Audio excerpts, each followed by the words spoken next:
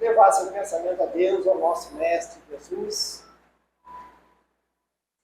Rogamos a toda a espiritualidade e luz dessa casa, em especial ao Dr. Lauro Arbeco, nosso guia espiritual, e através dos seus irmãos trabalhadores, juntamente com toda a equipe, estão aqui para nos auxiliar ao entendimento, à reflexão, nos auxiliar a receber toda assistência e amparo de acordo com a nossa evolução espiritual, com o nosso merecimento, com a nossa busca interior de melhoria.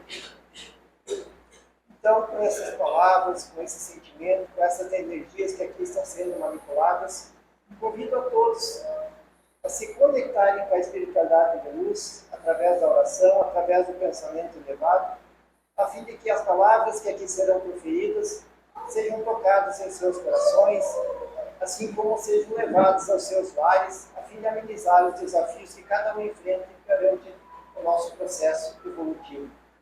Com a graça de Deus, de Jesus e da Mãe Santíssima, que assim seja. E do nosso irmão, doutora Daí, mas vamos presentear com as suas palavras. Tá, obrigado. Boa noite, irmãos. Acho que podia baixar um pouquinho essa luz daqui, tá preparado?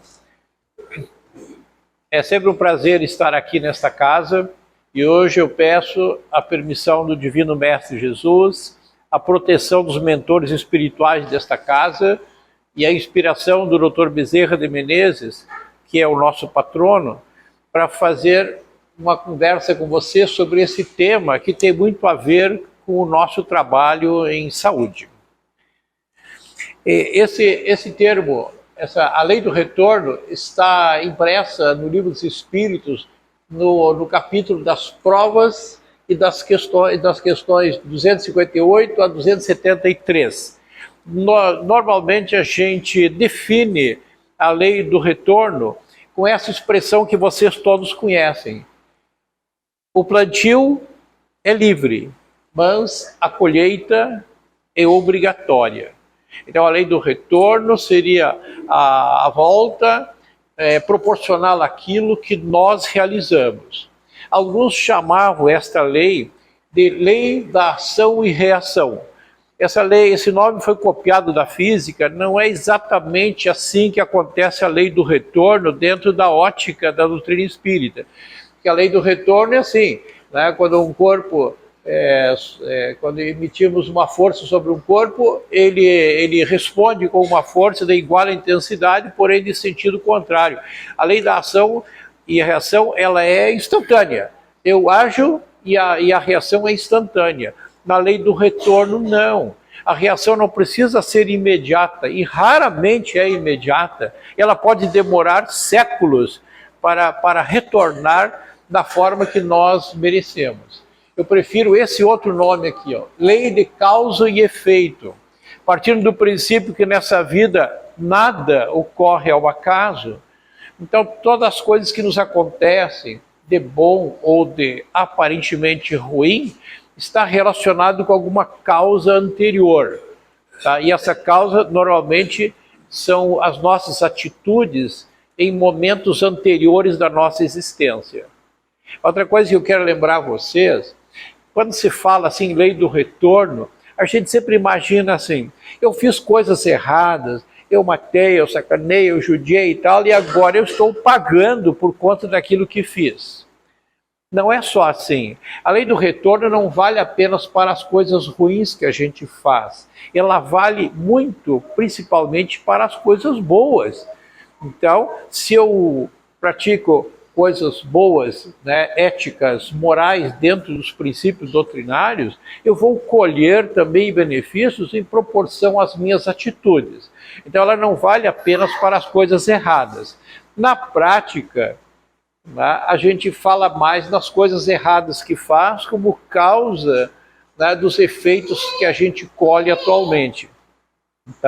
Então não é uma simples relação assim de causa e efeito, porque no fundo, né, o que Deus quer não é punir o faltoso, não é isso que Deus quer de nós. Na verdade, Deus quer que a gente melhore.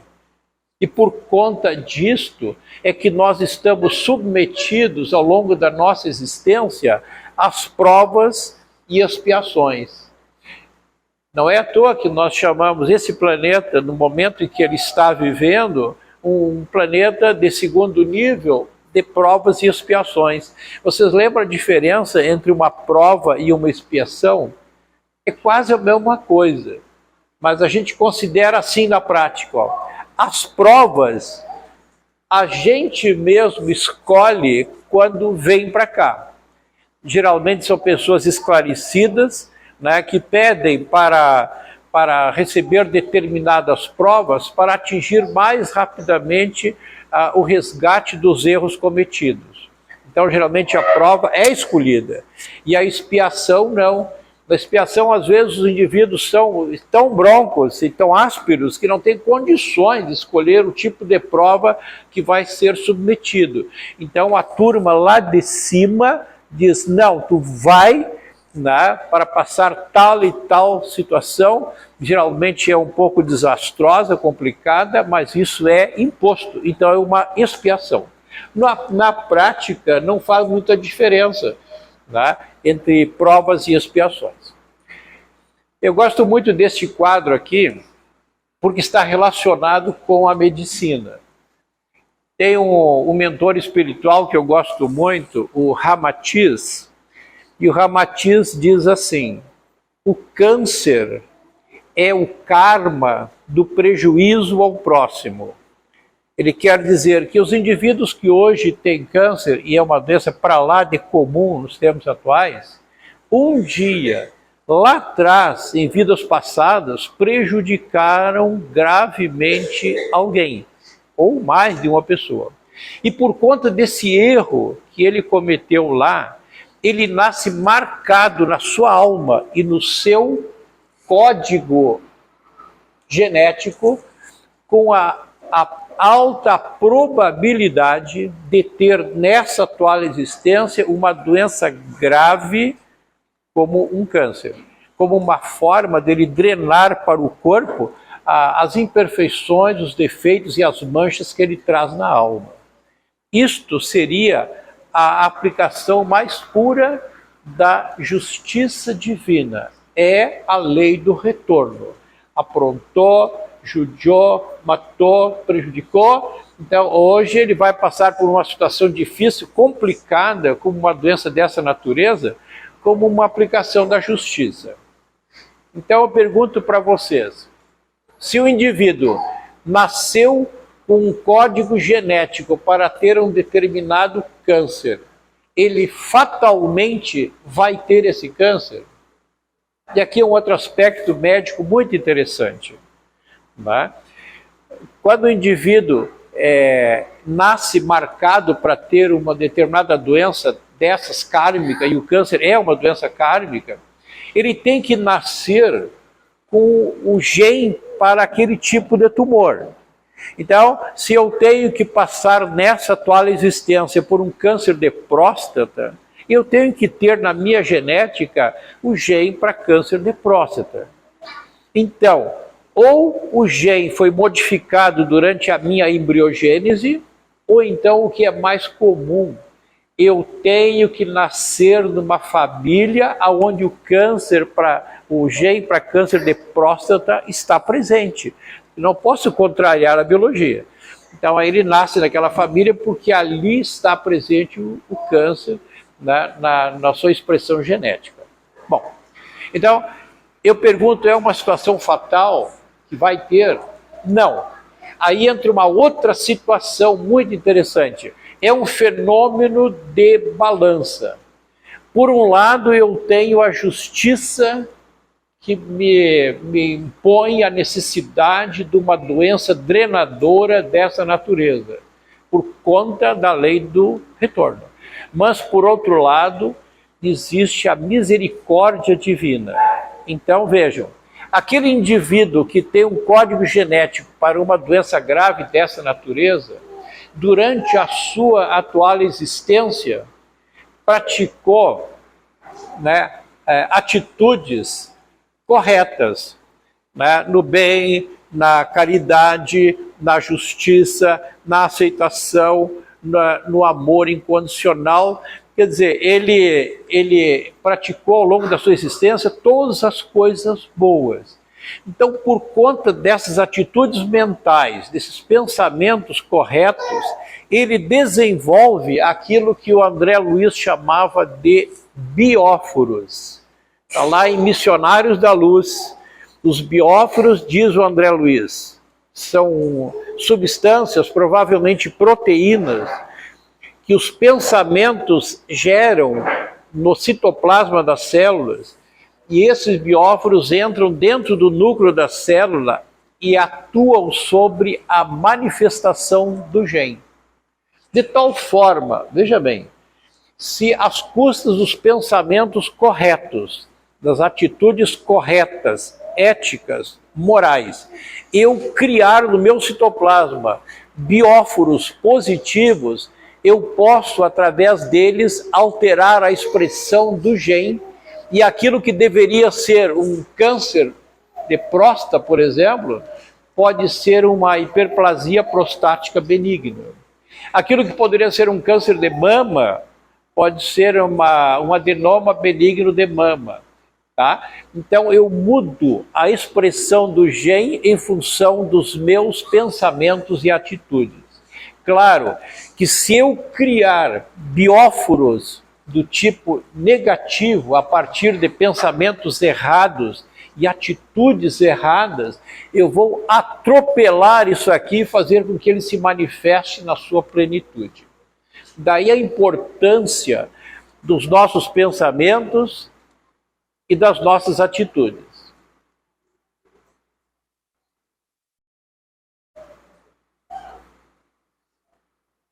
Agora ficou mais bonito, eu acho. Ah, aí, agora pode deixar comigo. Perfeito. Então, é por isso que, como Pedro dizia, o amor cobre uma multidão de pecados. O amor são as minhas atitudes corretas no bem. E os pecados foram os erros cometidos lá no passado. Tá? Porque, na prática, a gente considera que o indivíduo redefine a sua vida à medida que a vive. Então, é como dizia o Chico, nós não podemos agora construir um novo presente ou um passado, mas eu posso atualmente construir um novo futuro. A partir das minhas atitudes, eu posso ir mudando a minha situação. Então é por isso que a gente valoriza muito o aspecto mental, a atitude, os pensamentos. Isto vale para tudo, isso vale principalmente dentro da área da saúde, em que o pensamento e as atitudes mentais do paciente são importantíssimos para a evolução da doença, em direção à cura ou para o agravamento. Esse quadro aqui vocês conhecem, já mostrei outro dia aqui para vocês, né, que nós fomos criados por Deus como espíritos simples e ignorantes. Simples, né, ignorantes, porque na verdade nós ignorávamos, como ainda ignoramos, muitas coisas. E destinados à perfeição. Assim que fomos criados, Deus nos deu esse direcionamento e este fim. Todos nós um dia chegaremos lá. Uns chegarão primeiro, outros chegarão depois, mais tarde, mas todos chegarão no estado porque não tem como fugir desta fatalidade. Então, Deus nos deu essa destinação e nos deu as forças que nos arrastam para lá com mais facilidade. Ó, nos deu também as instruções para chegar lá.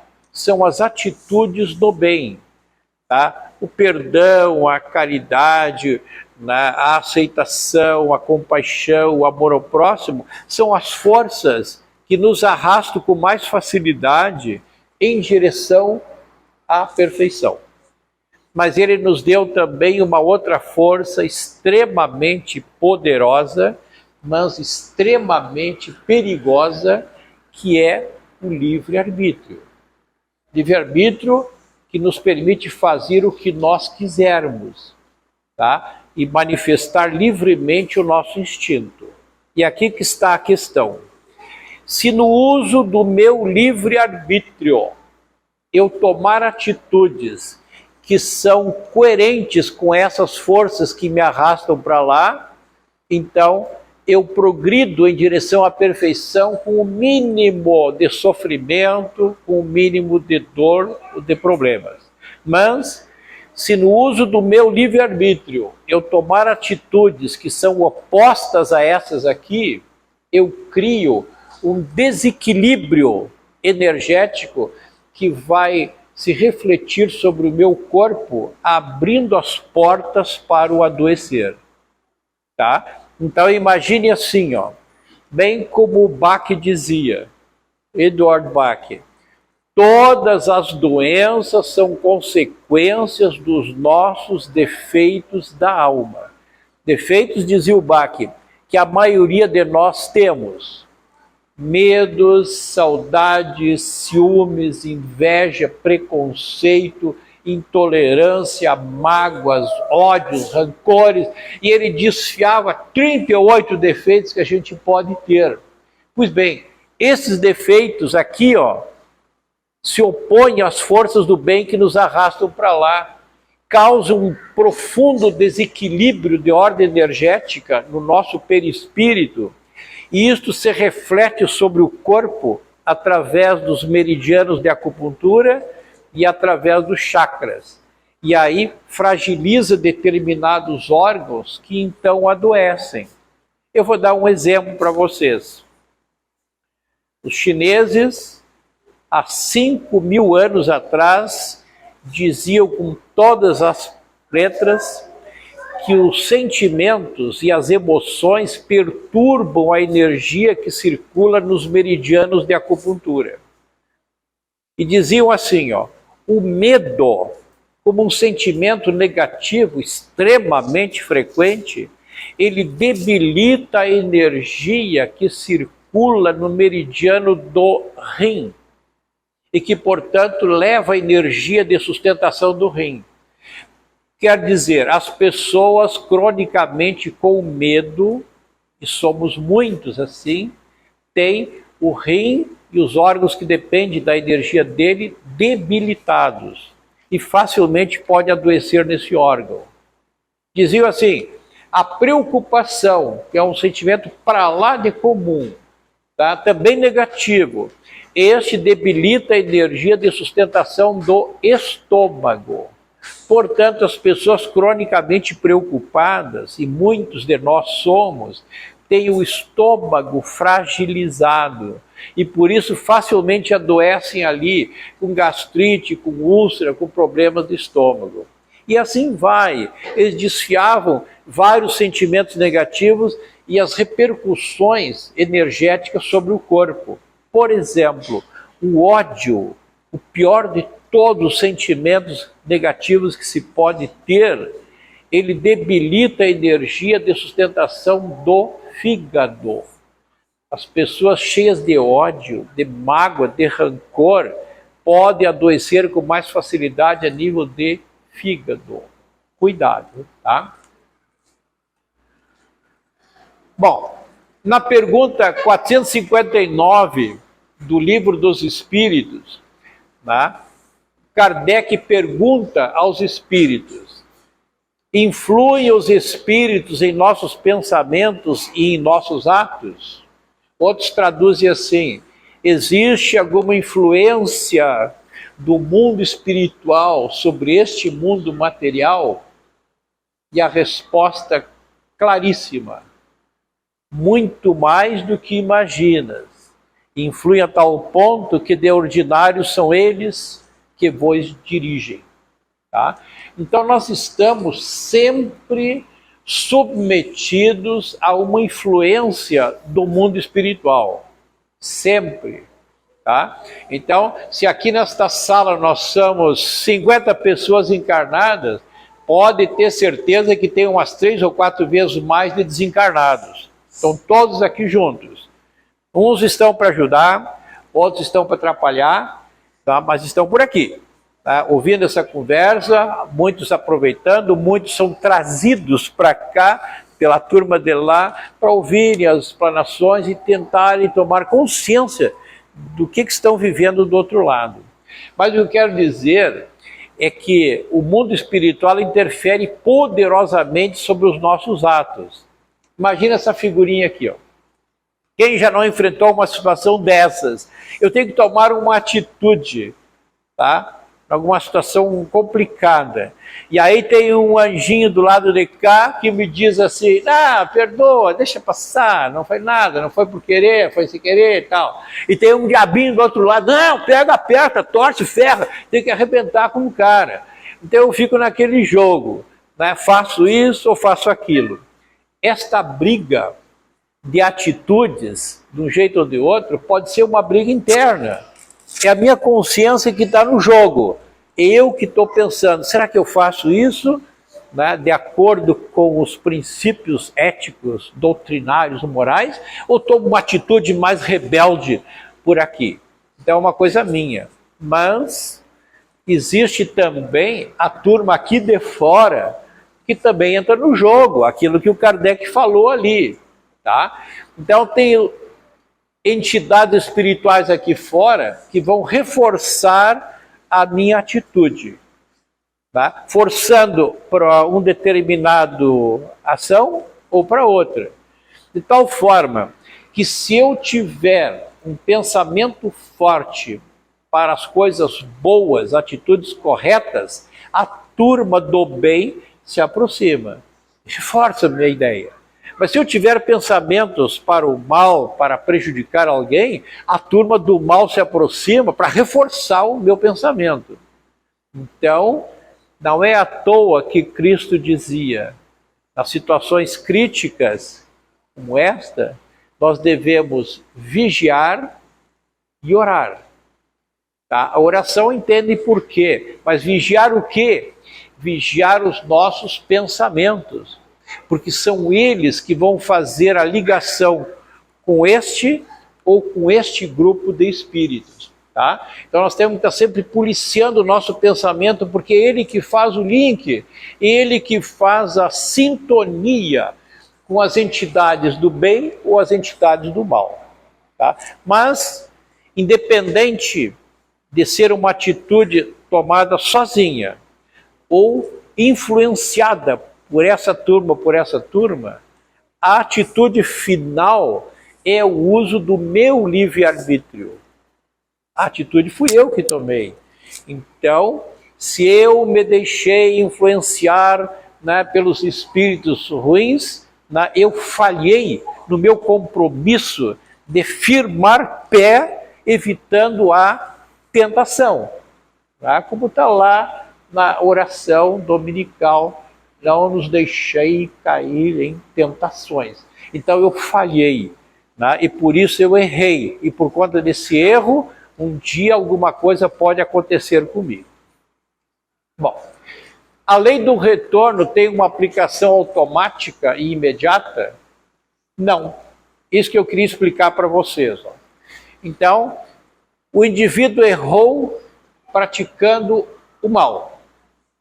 Tá? Primeira coisa, ele tem que tomar consciência do mal que ele praticou. Ele pode tomar consciência desse mal lá do outro lado, já desencarnado, ou aqui mesmo ainda encarnado. Tá? E só uma observaçãozinha. Na pergunta 621 do Livro dos Espíritos, Kardec pergunta para os espíritos, aonde está escrita a lei de Deus? Lembro da resposta? Eu tenho um professor, o professor Fernando Correia, que ele sabe esse livro de cor. Então, professor Fernando, qual é a lei aquela que diz tal coisa? A lei número 431 e a outra é 254, ele sabe tudo. Eu não sei nada, eu só sei a primeira lei. A primeira lei é a mais fácil de guardar. A primeira pergunta, digo assim, a primeira pergunta do Livro dos Espíritos é: que é Deus? E a resposta: Deus é a suprema inteligência do universo, a causa primária de todas as coisas. Ali começa o Livro dos Espíritos, com a primeira questão, com a primeira pergunta. Tá? Nessa 621, ele pergunta onde é que está escrito a lei de Deus. Pois bem, ela não está escrita num código de leis desse tamanho, também não está escrita numa Bíblia, ela está escrita na consciência do homem. É lá dentro da consciência que está escrito a lei de Deus. Portanto, fica claro, não é Deus que nos cobra, é a nossa consciência que nos cobra quando nós cometemos um erro, alguma coisa antiética, imoral, errado. Tá? Então, para que ocorra a manifestação da lei do retorno, primeiro a gente toma consciência de que errou, né, reconhecendo o erro. Segundo, nós temos que passar por um arrependimento sincero. Realmente errei, né, e estou arrependido do que fiz. Tá? Aí eu me confesso para o padre, tá? Reconheci o erro e estou arrependido. Então, reza 5 Ave Maria e 3 Pai Nosso e está resolvido o problema.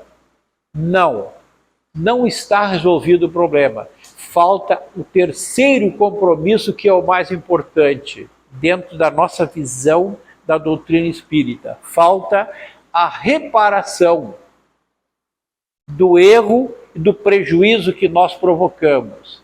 Essa fase aqui é fundamental. Não basta arrependimento. Tudo bem, é fundamental e é necessário, mas agora vai ter que reparar. Né? E aí, então, o indivíduo sai do processo de estagnação que ele estava e volta a progredir, lembro, em direção à perfeição. Então, isso aqui é fundamental. E isso está intimamente relacionado com o processo reencarnatório. Eu vou dar um exemplo para vocês. Imaginem que o indivíduo, numa vida anterior, né, ele destruiu muitas vidas, matou pessoas, ele fez tudo, foi confusão, né, destruindo pessoas. Então agora nessa ele vai nascer com uma missão, né, e uma prova de fazer sacrifício, estudar bastante, né, perder noites de sono para ser médico e salvar vidas, entende? Então assim ele vai fazer a reparação. Agora, ele que antes era um matador, agora ele é um salvador. Né? Isso exige estudo, existe sacrifício, existe um grande compromisso. Né? Então ele está reparando o erro que cometeu. Tá? Porque nada ocorre por acaso. Nem as profissões que a gente escolhe por vocação não são por acaso. Pode ter certeza. Muitas das profissões, especialmente essas que tratam com a saúde, né, elas são motivadas por situações que nós vivemos numa vida passada. E para encerrar, eu queria falar para você sobre isso aqui. Ó. Alguém já ouviu falar sobre o termo TVP? TVP é um termo usado em terapia, se chama terapia de vidas passadas. Tá? E em que um terapeuta, geralmente um médico ou um psicólogo, leva o paciente a regredir no tempo a uma situação de vidas passadas, tá? Até a vida anterior dele. E geralmente é por relaxamento ou então de uma forma hipnótica. Aí ele arrasta o indivíduo até uma vida passada e lá o terapeuta descobre as razões antigas que levaram o indivíduo a manifestar hoje determinado tipo de patologia. geralmente patologia mental, do tipo pânico, síndrome de pânico, medos inexplicáveis ou doenças que não tem como fazer diagnóstico, e aí volto lá atrás e encontro a causa lá atrás, geralmente relacionado com coisas que ele fez ou com o tipo de morte que ele teve. E aí o psicólogo traz o problema agora para o presente e aí tenta resolver o problema com as técnicas de tratamento psicológico. É um procedimento complicado, difícil, demorado e caro. Então eu proponho para vocês uma outra coisa. Em vez de buscar lá atrás as causas das nossas atuais provações, aceitem a situação que estão vivendo, porque se hoje estão passando por certas dificuldades ou determinado tipo de doença ou sofrimento, é porque nós estamos merecendo ou necessitando passar por aquilo ali. Até porque fica claro, isto aqui não é um paraíso. Esse mundo que nós estamos, eu chamo de enorme hospital-escola, tá? É o que mais tem aqui, é doença, e as doenças para nós têm um sentido pedagógico, para aprender, né, para aceitar, para criar disciplina, para criar fé, responsabilidade, crescer. Tá? Esse é o sentido profundo do nosso adoecer. Então eu proponho para vocês, em vez de fazer uma terapia de vidas passadas, vamos fazer uma terapia de vidas futuras. Tá? Então, a partir das nossas atitudes atuais, né, das nossas atitudes corretas, no bem, no perdão, na caridade, na disciplina, na ética, na moral, no respeito, no amor ao próximo, nós vamos criar condições agora para que a gente tenha no futuro uma colheita mais bonita. E aqui uma coisa importante, para aqueles que não acreditam na reencarnação, e não é o caso de vocês, para aqueles que acham que isso aqui é uma vida única, a terapia de vidas futuras é fundamental, porque ela vai criar as condições para que quando acabar o nosso tempo aqui, nós vamos para o céu e não para o inferno, entenderam? Esse é o nosso futuro. Agora, para aqueles que acreditam na reencarnação, a coisa fica mais simples ainda. Então, em função das coisas que nós aprontarmos ao longo da nossa vida, e ela não terminou ainda, temos muito ainda pela frente para corrigir coisas. Em função disso, nós vamos colher lá adiante, nesta própria existência, ou em existências futuras, uma situação mais cômoda, uma situação mais agradável, com menos doença, com menos sofrimento, com menos dor. E digo mais, o futuro da humanidade é este. Eu tenho certeza que a longo prazo, não para agora, a longo prazo, profissões como a minha não serão mais necessárias. Porque então as pessoas não vão adoecer como adoecem hoje. O que mais tem é doença. Tem esquinas com 4 farmácias, o que mais faz aqui é consumir remédio, porque as pessoas estão sempre em sofrimento. Ou tem dor, ou tem ansiedade, ou tem depressão, ou tem dor de barriga, tem isso, tem coceira, quer dizer, no inferno. As pessoas estão sempre em sofrimento. Por isso que farmácia hoje é um baita negócio. Mas no futuro, ninguém mais vai precisar ir à farmácia, porque não vão adoecer desse jeito. Por quê? Porque não terão mais erros para serem corrigidos através da doença, da dor e do sofrimento. Tá? É como dizia o Bach, a doença não é um inimigo a ser ferozmente combatido. A doença é uma forma que a nossa alma encontrou de chamar a nossa atenção para alguma coisa que está errada na nossa maneira de ser, de ver o mundo, de nos relacionar com as outras criaturas. E nos trazer de volta para o caminho da luz do qual um dia nós nos afastamos. Esse é o sentido pedagógico da doença. Por isso eu digo que isto é uma escola. Isso é um hospital-escola. Tá? E, concluindo, a reencarnação que é uma lei biológica, é uma consequência da lei do retorno. De tal forma que nós vamos reencarnar nas condições impostas pelas nossas atitudes no passado. Então, se eu tive atitudes corretas no passado, e pode ser na atual existência ou nas anteriores, eu vou reencarnar numa situação cômoda, né, com menos sofrimento. Mas se eu pratiquei o bem, fiz corrupção, matei, prejudiquei, tá, atrapalhei a vida das pessoas, eu criei condições de, pela lei do retorno, através da reencarnação, passar por situações desagradáveis para corrigir os erros cometidos. Tá? Esse eu quero que fique para vocês em relação à questão da lei do retorno e a utilização do nosso livre-arbítrio. Cuidado, nós temos toda a liberdade, mas não podemos usar mal essa liberdade, senão nós mesmos vamos ter que pagar por isso. Que é o meu chefe. Nós temos um tempo ainda e eu ia sugerir que nós aproveitássemos essa turma tão harmônica para fazermos todos juntos, como nas reuniões da AMB, uma irradiação de cura. Podemos?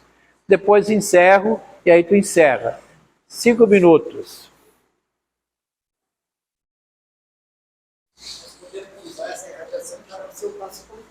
Ah, sim, podemos, já vale para isso. Perfeito. Então a gente vai aproveitar a reação e vamos fazer o passe coletivo também. Isso. Então, vocês acalmem os pensamentos, acalmem o coração e vamos pedir a permissão do Divino Mestre Jesus, o grande médico dos médicos, e a proteção e inspiração do Dr. Bezerra de Menezes e sua equipe para fazermos agora a nossa irradiação de cura. Lembrando que todos nós temos a potencialidade e a capacidade de fazermos a irradiação de cura. Cristo um dia disse: vós sois deuses, e tudo aquilo que eu faço, vocês podem fazer igual e muito mais. Nós temos que entender e acreditar nessa realidade. Então me acompanhem. Mantenham as duas mãos próximas uma da outra e mentalizem a nossa energia de cura fluindo dos chakras da palma das nossas mãos e se acumulando como uma bola quente de energia entre as nossas mãos. Mentalizem a energia fluindo da palma das mãos e se acumulando entre as mãos numa esfera luminosa, quente, da nossa energia curadora. Tá? Sinto a energia se acumulando, se avolumando, quente entre as mãos.